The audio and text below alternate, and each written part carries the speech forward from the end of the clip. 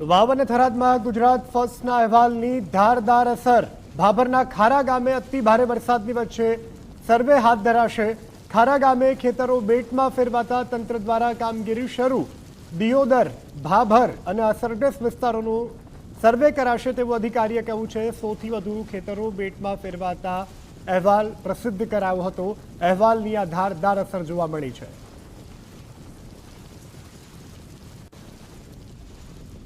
અતિભારે વરસાદના કારણે ભાભર અને દિયોદર બંને તાલુકાની અંદર જે ખરેખર 500 થી 520 mm જે વરસાદ થયેલો છે, એની કારણે જે ડીપવાળા જે વિસ્તારો છે, દિયોદર તાલુકાના 8 થી 10 ગામડાઓ છે કે જે મુલકપુર છે, લુદ્રા છે, મેસરા છે, બોડા છે, એ જે ગામડાઓ છે એ ગામડાની અંદર માટીવાળો જે ડીપ એરિયા છે એની અંદર ખૂબ પ્રમાણની અંદર પાણી ભરાયેલું જોવા મળે છે.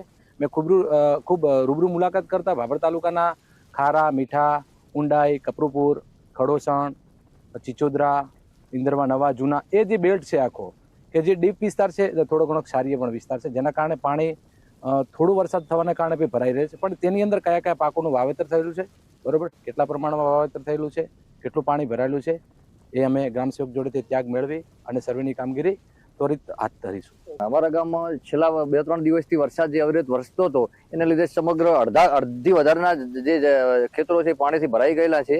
અને આ જે ખેતીવાડીના અધિકારી આવી નરેશભાઈ માળી અને એમણે આવીને જોયું છે અને એમણે કીધું છે કાલે હું ગ્રામ સેવકને મૂકી અને સર્વે કરાવી દઈશ. અને ખૂબ જ નુકસાન છે.